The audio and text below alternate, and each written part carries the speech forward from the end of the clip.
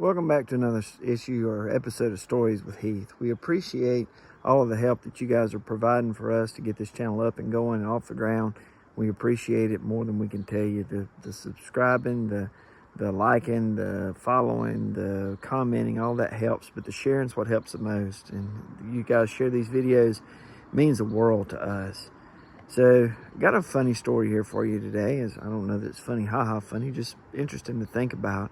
You can see this little road here going behind me. Turn around this way, you can see the road there going behind me again. I am walking on what was originally US 127. It's almost 800 miles of roadway that runs somewhat parallel to US 127 through the hills and hollows of Kentucky and Tennessee on its way to Cincinnati, and I guess it comes out at like Chattanooga, somewhere down there. But 127 is popular because it's the home to the world's largest yard sale or whatever. It's 700 miles of yard sales they have every year. That was pretty interesting to see when it happened. But originally in 1926, this was the roadway. You can see we got a sharp mountain up here behind us. It goes way up the hill, and the Elkhorn Creek is on this side, and so it's a pretty one-lane-ish kind of road that ran through here.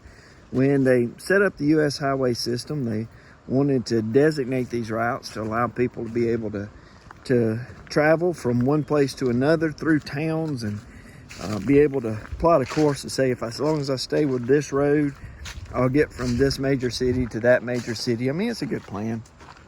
And you can see these U.S. highways all over the country, and they're good. I mean, they are.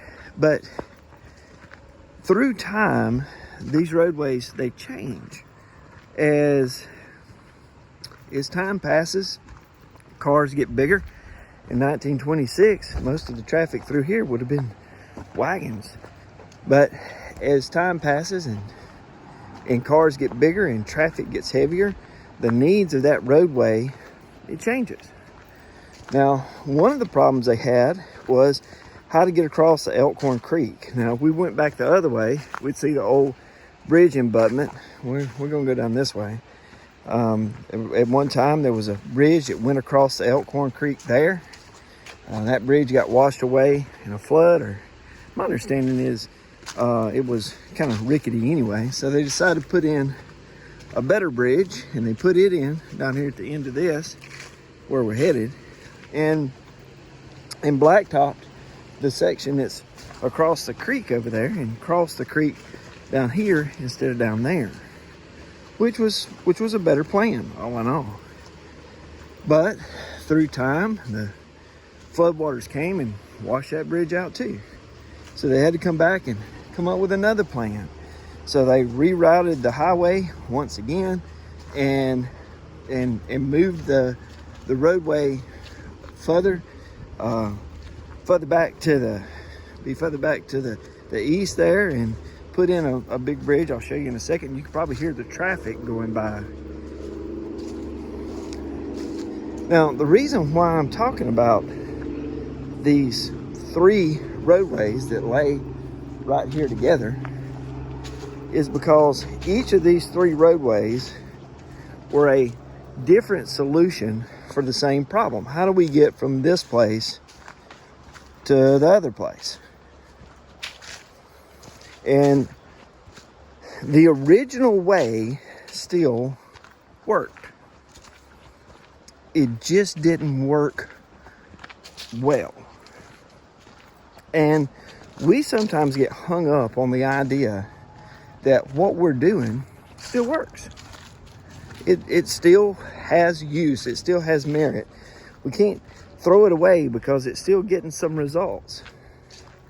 Well, if the people didn't go and say we need something better and do something better, then we'd all still be driving on this little road here trying to get up and down 127. If they came and they came up with a solution and then found there was a problem in that solution, need an even better solution, Let's see where we can see all three at the same time. See, we got this one here. You can see the big overpass over there in the trees. And then back here on the other side of that creek is the other road. I think you can see it through the holes in the trees there down on the bottom, right up. See, right up in that area. So if they hadn't have come and decided that there was a better way, then we'd all still be riding on this. Then the solution they came up with had a problem too. So they had to create another solution. Sometimes we hang on to something that's not really working just because it kind of works. Sometimes we hang on to a bad solution because it cost us a lot of money, and we haven't been that long since we made a change. Sometimes what we need to do is back up and punt and put in a solution that's going to last a lot longer. You know, don't be afraid of change. I've heard it said like this, that people, they hate change. Absolutely hate it. Cannot stand it. Don't want to pay for it. Doesn't want change to cost them anything. They hate it. But they will not tolerate the lack of it.